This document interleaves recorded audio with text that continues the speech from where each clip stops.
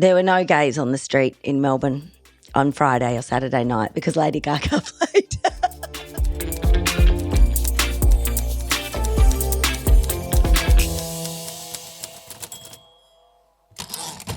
Well, hello and welcome to another episode of The Moment, a brand new week. And I'm feeling pretty good, actually, because yesterday I did something I've never done before. Well, I have, but 30 years ago, and I don't think I even remember getting it done, but it gave me some good news, okay, and we love good news. I was part of a documentary film shoot that is focusing on an older woman who reads coffee cups. Okay, she's a Macedonian woman who goes by the name of Baba Trena, and she does readings. I guess they're like psychic readings, like the tarot readings. And I loves me a bit of tarot reading on TikTok. I take what suits and scroll on if not.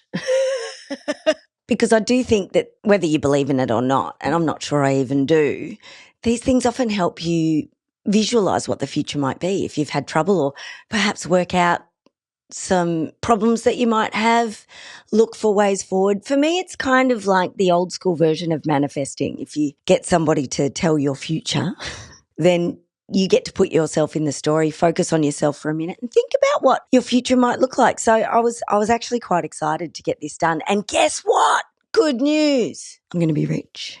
Like she said, really, really, really rich. I'm like, yes.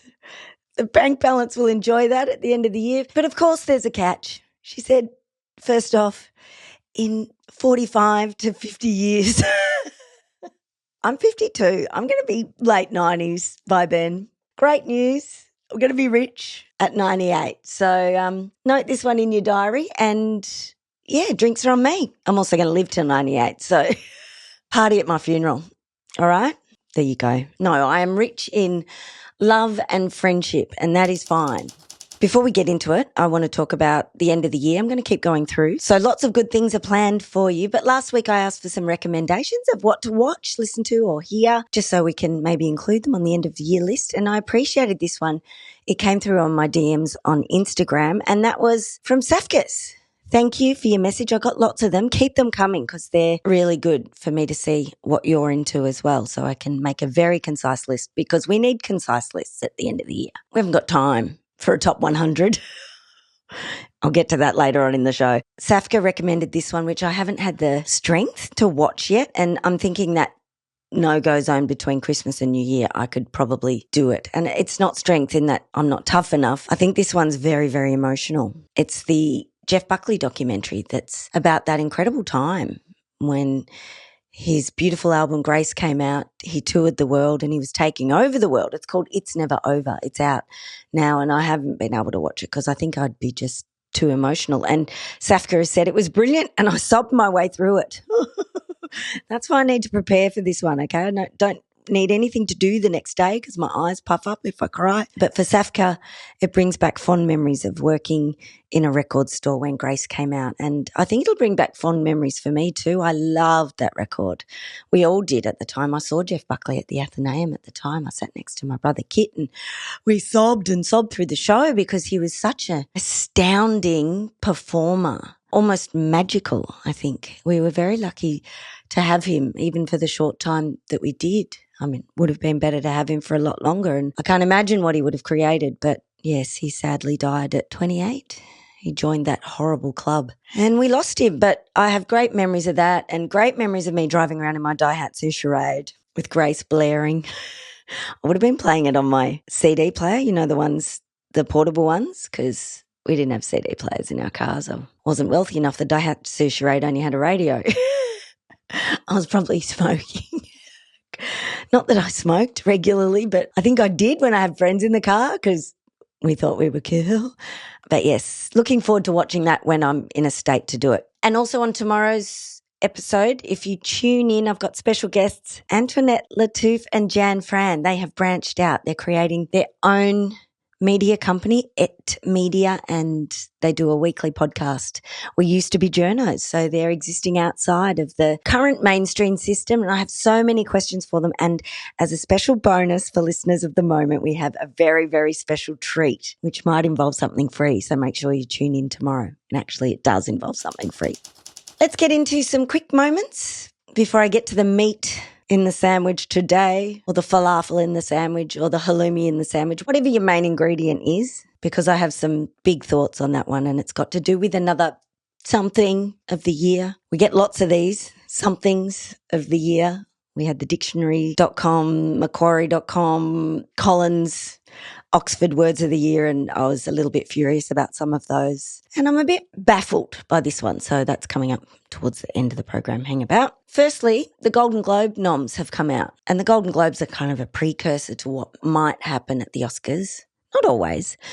But the Paul Thomas Anderson film, which I'm yet to see, and I'm dying to because Paul Thomas Anderson is one of my favourite directors. One Battle After Another has come up on top with 9 nominations. And following, we have Joachim Trier's Norwegian drama, which is really interesting, with 8 nominations, Sentimental Value. And I'm hearing a lot of excellent chatter around that film as well, which I'll try and watch before the end of the year too. So much on the list. So much on the list. I don't know about you. Do you feel it? Do you feel the overwhelm of wanting to stay in touch with culture? And this is what I do. This is what this whole podcast is about, but simply not actually having the time to keep up with all of it. And there has been a lot of good stuff this year, so that's good news. From an Australian perspective, though, great news for Jacob Elordi. Just yesterday, I saw an article saying Margot Robbie defends Jacob Elordi casting for Wuthering Heights because she said he's our generation's Daniel Day-Lewis. So there you go, big props there from Margot Robbie. But Jacob's got 2 nominations, Best Supporting Male in a Film for his role in Frankenstein, which is interesting. Some people were suggesting that, and this was pretty funny, a funny take to come out of watching that one, is that even with all the makeup on and all the Frankenstein gear on him, one of the hot takes this year was that you can't hide the hot, which I love, because apparently he still looks hot even as Frankenstein. I feel like maybe I might not watch this because it might be a bit too scary for me, even though I'm sure it's not. It's Frankenstein. I know exactly what happens, but my nervous system, it's a little shot this year. But he also got a nomination for Best Male Actor in a Limited Series, The Narrow Road to the Deep North. Joel Edgerton got a nomination for his role in a film. Rose Byrne, Best Female in a Film, got a nomination for that. Lots of really good ones this year. The best of lists are out and about and they're everywhere, so you can have a look at those if you want to go deeper. Lily Allen continues to be in the news cycle following the release of her record, which is still doing great things actually for her, building and building and building in terms of audience and people coming to it. This week the news was, can we say, interesting. She's announced her merch line for the album West End Girl, and this is good. As of the 30th of January, there will be a limited release of the record on a butt plug shaped USB. Now, if you know, you know, all right? The lyrics to Pussy Palace, go and look those up. You'll see why. But yes, these are going to be released January the 30th as part of a new merch line. So that could be a present that perhaps you put on hold for your nearest and dearest. They do come with the warning, though. They are not to be used for anything other than listening purposes. In fact, they're not for human consumption. At all, okay? So be good just for listening. She's also releasing West End Girl cream and black polka dot vinyl, which sounds really cute. I'd be up for that. Polka dots are in too. Little farce on the side for you. And speaking of fashion, she has the T-shirts we've all been waiting for, which have "And who the fuck is Madeline" emblazoned on the front. So can't wait for that. Merry Christmas. Okay, another moment. Now, I never thought that a headline I would read this year would be along the lines of "Gay Hockey Smart," but here we are. I love to inform you about trash-tastic television that you need to watch right now. I gave you the hot tip about All's Fair, Kim Kardashian and her cast of amazing women when that first came out, and of course everyone fell in love with it because it is so bad, it's good. I'm not sure whether or not this is so bad it's good, but I hear it's gay hockey smart. So straight away I'm here and everybody is watching this brand new TV show. It's called Heated Rivalry and people are obsessed with this because it's a not safe for work Canadian romance series about 2 hockey players, 2 men who are secretly in love, and it's on HBO Max and we are here for it. That's all I got to say. Also, everyone got in a tiz last week, towards the end of the week, because Spotify Wrapped announced that they had a new thing this year. I'm not sure if they've done it before. Maybe they have. Wasn't aware. This new thing is that they, as well as showing us what we'd played the most in the year, they told us our listening age, and people are pissed off. They are incredibly pissed off. People are like, what the fuck? I listen to mostly contemporary artists this year, yet my listening age is 65. Look, to use a word of the year, and it's not a word, it's a term, rage bait, I think that's what this is. And good on them. Rage bait is where it's at. It makes people click. It makes people share. We don't like it because it actually makes bad things rise to the top. But this is a good use of rage bait, I think. Anyway, but then again, what's wrong with having older listening tastes?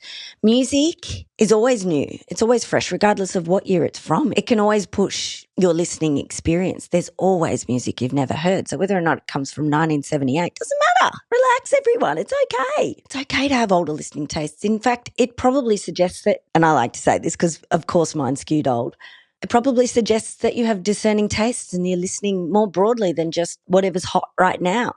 Not that there's anything wrong with that either. Listen to what you like. That's the key.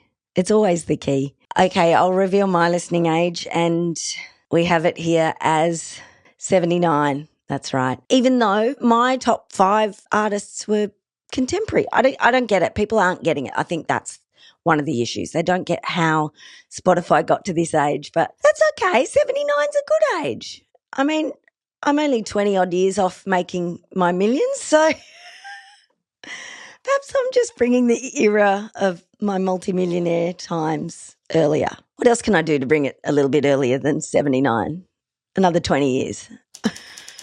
The end of year lists are coming out, and of course we should always remember these lists are subjective. They are a product of the people who collate them. They are a product of their times. They are a product of the influences around the events of that moment. Perhaps whether or not these organisations that create this list are trying to address some of the things they've lacked in previous years' lists, culturally, in terms of gender. So yes, take these lists with a grain of salt. Use them as a guide. Rolling Stone came out with their top songs of the year list, and it was 100 songs. I've got to admit, even I didn't know about 40% of the songs. It was a long list, a very, very long list. So towards the top 10, here are some that you'll know. I genuinely think there are a few in there that you won't know. Not judging, but I genuinely think so. But the ones you will know in the top 10, we've got Chappelow, The Subway, Kendrick Lamar and SZA, Luther was in there, Taylor Swift, of course, The Fate of Ophelia in there, Kehlani with Folded, Sabrina Carpenter's Man-Child. That wasn't a top 5. That was some of the top 10. I didn't go through them all. You can go and check it. And coming in at number 1, I'm pleased for her. She's in the country at the moment. There were no gays on the street in Melbourne on Friday or Saturday night because Lady Gaga played. And Lady Gaga came in at number 1 with Abracadabra. So there you have it. And on that note, as of yesterday, the Hottest 100 voting opened also. And already the betting agencies are coming through with their odds, and I looked them up so you don't have to. Number 1 will apparently be Olivia Dean with Man I Need. It's a good song. And at number 2, an Australian act, Kelly Holiday, with the song he wrote about his partner, Abby Chatfield. That's everywhere on social media, with the song Dancing. So, yay! Them's good odds. They can always change, and they will change once people start to put their votes in. Again, so many people of my generation go in and go, yeah, I want to vote for the Hottest 100, and then struggle for days because they don't know half of the songs that year. And that's when the realisation dawns on them that their listening age is 79.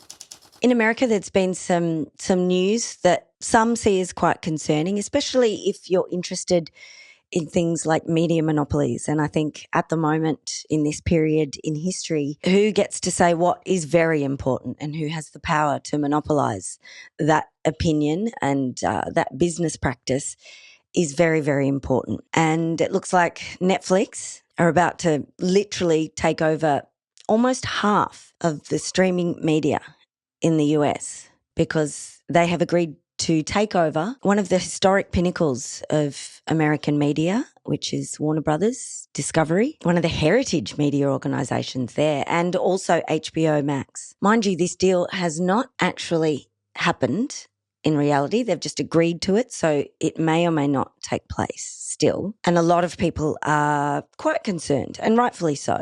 This means that they'll have a huge percentage of media in the US, which means wielding incredible power in lots and lots of ways.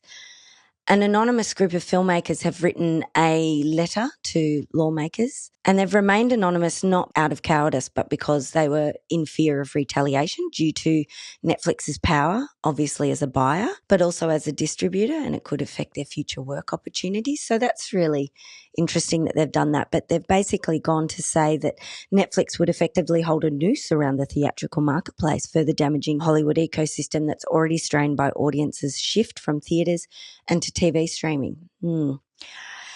Yeah.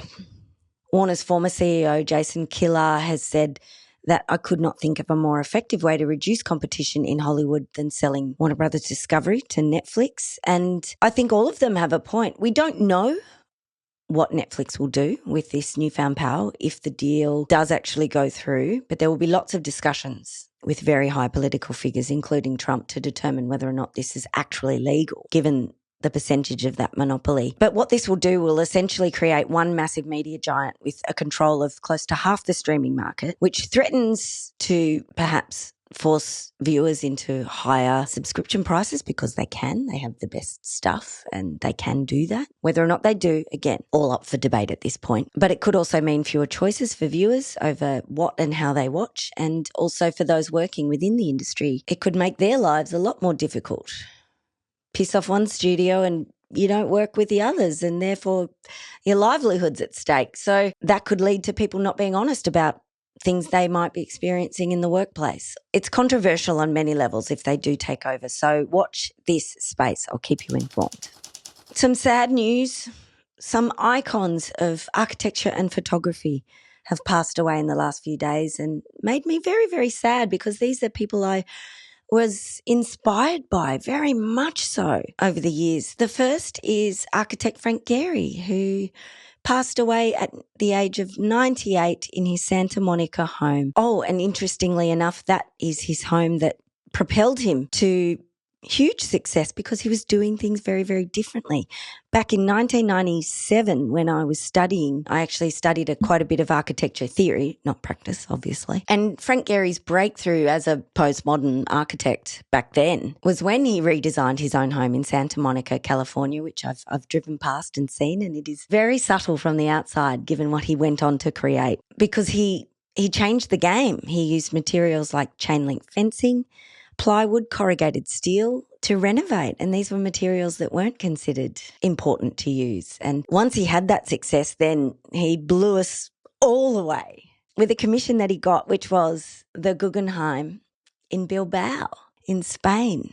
Visually and culturally, he changed the landscape with this building. It was wild. It was crafted out of titanium sheets and limestone and glass. And it was considered at the time to be a modern marvel. And it was this shiny spaceship that just was plopped on the landscape of Bilbao in Spain, which was then really an industrial city. It didn't have a lot of tourist hotspots prior to that. It changed everything for that place, and also for what we expected from architecture. Like I said, it was like it landed like a spaceship, although it didn't look like a spaceship. It was just, the structure was fascinating and jarring on the landscape too. And we then went on to love Frank Gehry, or I certainly did. I went there in the late 90s. I caught a bus to Bilbao, and it genuinely blew my mind. He also designed many other significant buildings. You can go and look them up if you want to remember the iconic work of Frank Gehry, including one of my faves, the Walt Disney Concert Hall in Los Angeles. Very worth a trip to visit it if you're there. It's pretty extraordinary. But he's had lots of critics over the years. Some people don't like the work of Frank Gehry.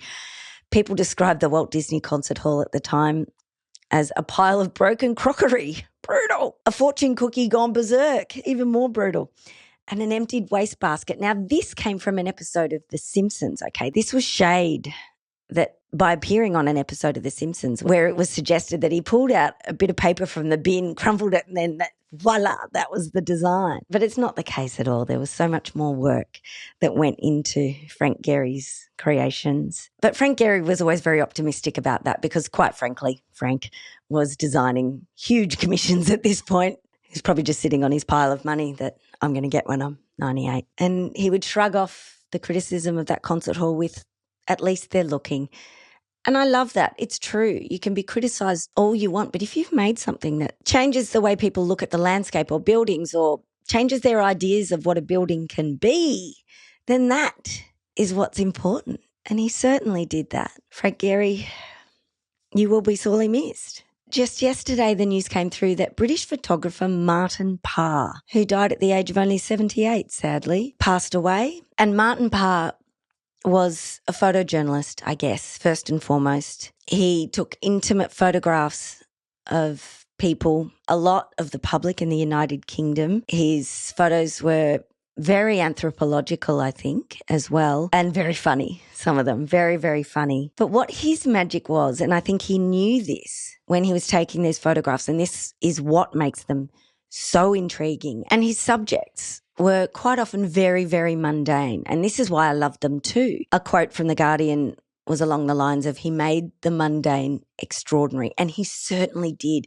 He elevated the mundane, but he also knew that time makes images more meaningful. So it was kind of a combination of time plus intriguing subject matter that made you look and look more. He also documented the social classes of England, which was really, really interesting, where they would go on holidays, what they would eat. He would also expose the other side, the extreme wealth of the Western world. Delving into the mundane, he could make a cup of tea or a plate of food or, something really, really ordinary look extraordinary. And I think he enjoyed taking those photos, those mundane photos as well. You could feel it through his imagery. Another one sorely missed, and someone I took great inspiration from when I put together a documentary many, many years ago for the ABC called Nalles, which was all about the things that people would perceive were, they'd say were bad taste or not very good. And people would say, oh, that's nice, because nice was quite a derogatory term sometimes when used in that way. And Martin Parr captured a lot of those things that were, they're nice. R.I.P. to the good ones who changed the way we look at the world. Okay, so time for the meat in the sandwich now. This is the big one for today. I've been looking forward to this because I do love chat about colours. Who knew dictionaries and colours would be my biggest talking points of the last 2 weeks? The Pantone colour of the year has been announced. We love a good colour and we love a colour of the year. And I didn't know, though, that Pantone is not how you say Pantone. I looked it up. I thought, maybe I've been saying it wrong. One of those, I was today years old when I woke up and found out Pantone is not pronounced Pantone. Or Pantone. If it's Italian, I just assumed it was an Italian design house. It's not. It's an American company and it's pronounced Pantone. There you go. Hot tip for today. It's Pantone. Something like that. I'm still going to call it Pantone though. They have given us something I'm very disappointed with because it's not really a colour. It's more of what would you call it, a tint? Something you mix to other colours. It's called Cloud Dancer. This is their colour of the year, their prediction for what will be, okay, for 2026. Cloud Dancer is white. I'll leave that with you to mull on. They say it represents what we need, which is calm and reset energy. Yes, I agree we need that. But no, I'm mildly furious on the inside, and I'm not alone. The shade of white has sparked an online debate. Many are claiming it shows a lack of creativity. Yes. Boring when we need a bit of colour and a bit of sparkle more than ever and a bit of joy. Pantone, what are you doing? I'm not here for this. It's boring. Add to that though, folks are saying cultural insensitivity too. It's got the whiff of Diddy white parties about it. We're not doing that anymore. And we're not doing the white boucle couches and cushions and carpet and walls of Instagram influencers from 2019. No. So I looked up Pantone's history with predicting the colour, and last year they predicted mocha mousse, which is okay. Brown is in. But I feel like they kind of got that brown wrong too. The colour that's become more predominant has been that really rich chocolatey brown. that warmer brown, not the camel poo brown of mocha mousse. So no, not buying that one. Boring. Other people have said, and this is a comment from someone on social media, and I don't like to normally elevate someone on social media, but this is a good one because it could be anyone really. In a moment when colour is used to express culture, diversity, emotion and innovation, choosing a white-based shade feels tone-deaf at best. At worst, it unintentionally aligns with cultural and political symbolism that many of us find deeply troubling. Yes, I agree. But did you know that IKEA also have a colour of the year? I got excited. I was like, redeem yourselves, colour choosers, deciders. And they've gone with Rebel Pink, which is great. It's pink. They say Rebel Pink is about playfulness and passion. It's not just a colour, it's a movement that invites people to push boundaries and embrace individuality. Look, I wouldn't go that far. It's just pink. But I feel like it might actually be a recycling of the millennial pink that we all got into around 2015, 16. I don't know if you did. I certainly did. It was of the lockdown years as well. I also think maybe they found some extra product because they've announced this one tying in with a new line that they're releasing in February of next year. And the new line is a 33-piece collection that I won't try and pronounce, but it's spelt GREJSIMOJS. If anyone can pronounce that, please send me a voice note on Insta or something. That would be great because I have no freaking idea how I'm supposed to say that. But this collection is designed to fill every inch of your home with more joy and playfulness, and Rebel Pink will be the connecting colour for this little range. But I didn't know there's another organisation that does a colour of the year. Here we go. This is like the tussle of the word of the year. WGSN, okay, who announced themselves as the global authority in consumer trend forecasting. And they've teamed up with another colour company, Coloro, and they've gone with transformative teal for 2026. No. Teal is not good. We've been there. We bought that teal couch in the 2010s. A couple of years later, you know exactly what year it comes from. It's not a good one. It's a great colour, but not for household objects. For fashion, maybe, because you might go through it a little bit quicker, but not for a couch, no. We're not doing this. WGSN, and imagine the beef between WGSM and Pantone. I didn't know. This is just going to be like, what's that chef, the Japanese chef program? Iron Chef. We'll see who reigns supreme at the end of 2026 and which colour rises to the surface. I mean, white's going to be there anyway because you need it. Easy out. For you. I see you, Pantone, not happy, but I don't think WGSN has nailed it either. And I looked into their suggestion for last year as well, and they came up with Future Dusk. And that's basically just a blue-black combination, which I haven't seen anywhere, to be real. These people are trend forecasters. What are you doing? This ain't it. We could have told you. The Moment listeners, we can tell you. I don't know what it is. I haven't thought about it yet, but extend your networks a little bit. We could help you out. And just to wind up really, really quickly, I've got some no shit Sherlock news to end on, and just like the news stories at the end of the news program that have a good news angle, I think that's what I'm doing here. I didn't even realise. But I'm going to call it no shit Sherlock news. Researchers at Ankara University studied 31 cats and their owners, and their human participants were asked to record videos, which they put on their little cameras on their cats' necks, to analyse footage when a female walked into the door and then when a male walked into the door, okay? And this was the result. When a female walked in the door, the cat meowed on average 1.8 times in the first 100 seconds, on average. But when a man came home, guess what? The meows spiked to 4.3 in 100 seconds. And the volume also increased. The cats got louder around men. So what does this say? This was printed in the Journal of Ethology, so it's legit, it's real. This is the conclusion, okay? The conclusion from this study is that women have superior communication skills with cats. We talk to them. We love our cats. We love our pusses, both of them. We have to. Apparently, gaming is back too. I'm not here for that either, but anyway. And apparently men, and we knew this too, men are less verbally engaged with their cats. Therefore, their poor cats need to make more noises at a higher decibel, not just because the obvious, which is men don't listen. We know that already. Cats are really smart. They are the wise sages of our world. I feel like they are the ones, and this is why the Egyptians love them.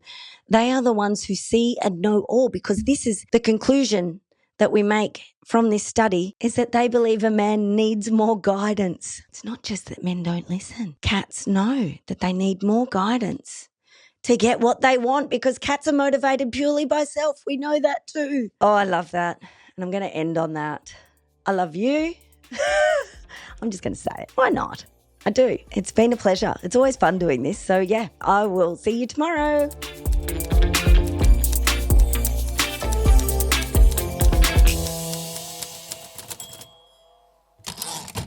This is an MIK Made production recorded on Wurundjeri land. Always was and always will be Aboriginal land.